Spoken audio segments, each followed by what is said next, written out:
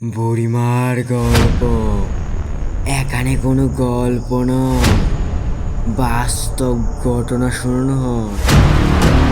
স্বাগতম সবাইকে আমার 15 নম্বর এপিসোডে। আমি তোমাদের ছোট্ট চন্দ্র। আজকে একটা পুরো বাস্তব ঘটনা নিয়ে চলে এসেছি। আজকের এই গল্পটা আমাকে রাজীবদা পাঠিয়েছে। থ্যাংক ইউ রাজীবদা, এত সুন্দর একটা গল্প দেওয়ার জন্য। আর আপনাদের কাছে যদি এরকম কোনো গল্প থেকে থাকে তাহলে নিচে দেওয়া জিমেলে গল্পটি পাঠিয়ে দিন। আপনাদের দেওয়া গল্পটি আমি ভিডিওর মাধ্যমে তুলে ধরবো। চলো সবাই মিলে গল্পের দিকে এগিয়ে যাই। অরণ্যবাবু একজন শহরের মানুষ, যিনি নতুন লেখাপড়ার অনুপ্রেরণা পেতে শহরের কোলাহল ছেড়ে পশ্চিমবঙ্গের এক প্রত্যন্ত গ্রামে আসে। তিনি একটা পরিত্যক্ত জমিদার বাড়ি ভাড়া নেন। স্থানীয়রা যাকে বলে রায়বাড়ি। প্রথম রাতে অরণ্যবাবুর ঘুম ভেঙে গেল মাঝরাতে। অদ্ভুত এক গানের সুর ভেসে আসছে, যেন কেউ ঠুমুরি গাইছে।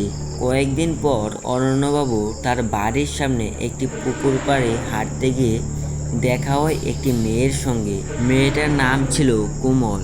সে বলল, আমি এখানে প্রায় আসি। আপনি কি এখানে নতুন এসেছেন? অরণ্যবাবু বলল, হ্যাঁ আমি নতুন। তখন সেই মেয়েটা বলল, আমি গান শুনতে অনেক ভালোবাসি। ধীরে ধীরে কোমল আর অরণ্যবাবুর মধ্যে বন্ধুত্ব গড়ে উঠল। অরণ্য তার লেখায় কোমলের কথা লেখে। সে যেন এক রহস্যময় মায়াবতী নারী। একদিন গ্রামের বৃদ্ধ সুবর্ণমশাই বলেন, তুমি কি রায়বাড়িতে একাই থাকো? অরণ্য বলল, হ্যাঁ আমি একাই থাকি। এই রায়বাড়িতে সাবধানে থেকো বাবু। বছর 5 আগে জমিদার রায় বাহাদুরের মেয়ে কোমল মারা গিয়েছিল। তার আত্মা এখনো ঘুরে। অরণ্য ঘাবড়ে উঠল। সে বিশ্বাস করছে না। আমি তো তাকে দেখেছি, কথাও বলেছি। এক রাতে অরণ্য তার ঘরের দরজার বাইরে সেই সুর আবার শুনতে পায়। কিন্তু তিনি একটু সাহস করে ঘর থেকে বের হয়ে দেখল কোমল। আজকে তার মুখটা পুরো শূন্য। সে বলে, তুমি আমাকে আবার মনে করেছ অরণ্য? এবার আমি চিরশান্তি পেতে চাই। আমার অসপ্ত প্রেম, আমার ব্যথা তুমি যদি লেখে সবাই সামনে প্রকাশ করতে আমি মুক্তি পেতাম। অরণ্য তখন বুঝতে পারে তার লেখায় কোমলের মুক্তিকাঠি। অরণ্য লিখল কোমলের গল্প, তার অসম্পূর্ণ প্রেম, তার আত্মহত্যার কারণ, জমিদার বাবার নিষ্ঠুরতা।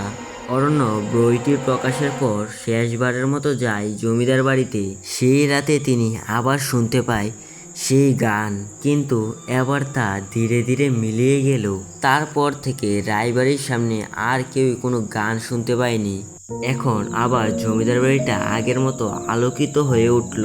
এখন সেই বাড়িতে কেউ যেতে আর ভয় পায় না।